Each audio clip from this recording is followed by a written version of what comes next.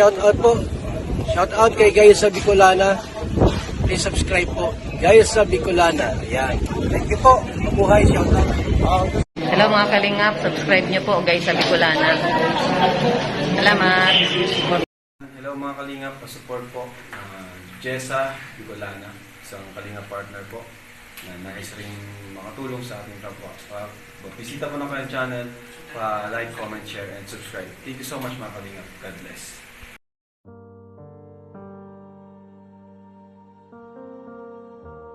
Magandang araw po sa lahat, lalo na po kay guys sa Bicolana. Ate Inday PB po, salamat po ng marami sa walang sawang pagtulong nyo po kay Sydney. Maraming salamat po talaga dahil hanggang sa ngayon tinutulungan nyo po siya. Ito na po ngayon si Sydney. Sa ngayon po, okay na po yung BP niya, inalis na po yung machine. At kagabi po, inalis na po yung isa po niyang machine para sa oxygen niya. Yan po. Pinalit na lang po yung natural lang na oxygen. At mababa lang po siya.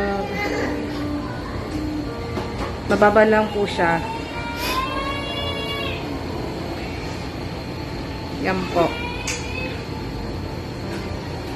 Sa ngayon po, isang antibiotic na lang po yung pinapainom sa kanya.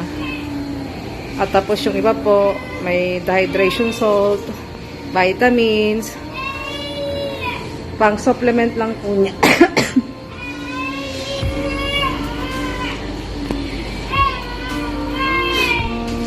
Sa awa po ng Diyos, medyo naging okay yung mukha ni Sydney.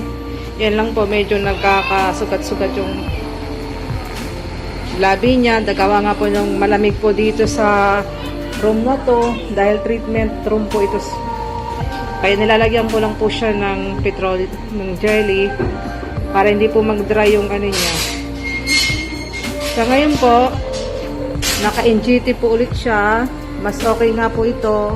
Hanggat ganito po yung sitwasyon ni Sydney, mas maigi na naka-NGT po siya.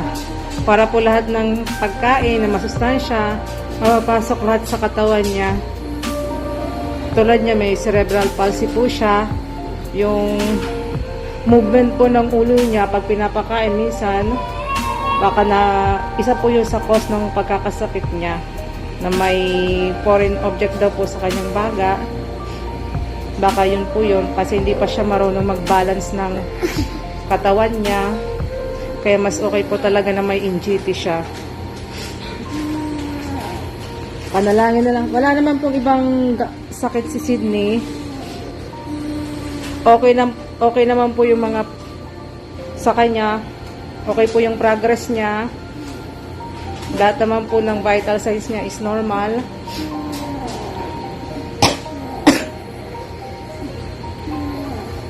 Sana po maka-uwi na rin siya. Ayan po. Medyo makulit na siya. Gusto niya, lagi na kaming nanonood. Yan po. Wala na po siya masyadong turok. Yan po. At wala na rin po siya yung mga... Wala na rin po siyang lagnat, yung pong pinapasalamat natin sa Diyos. Dahil doon po talaga medyo delikado pag may nilalagnat siya. Ilang araw na po siyang walang lagnat at okay naman po yung response ng katawan niya sa mga gamot. Ito na lang po yung nilalagay sa kanya, hindi na po masyadong maga, at sa paa po niya wala naman. Yan po, hindi na po maga, kaya hindi na po siya masyadong nilalagnat.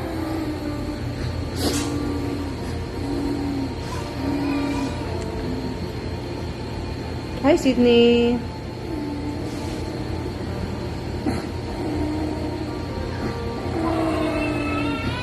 Yan po yung sign niya. Gusto na po niyang magsalita.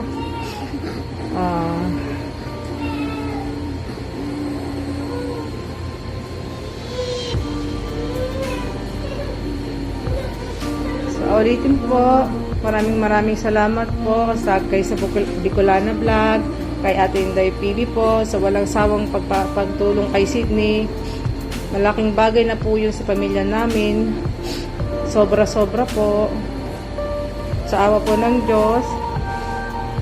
Tuloy-tuloy na po yung paggaling ni Sydney at nakauwi na po kami. Dahil siguro, kaya siya nagkaganyan. Hindi niya masyadong hiyang sa dito sa Maynila. Pabago-bago ng panahon. Kaya pag makalabas po kami dito at tapos na po yung check-up niya, uwi na po kami ng Bicol. Doon na lang po talaga siya magpapagaling. Lahat-lahat na po. Nakaligo sa dagat. Doon po kailangan ng katawan niya. Sariwang hangin.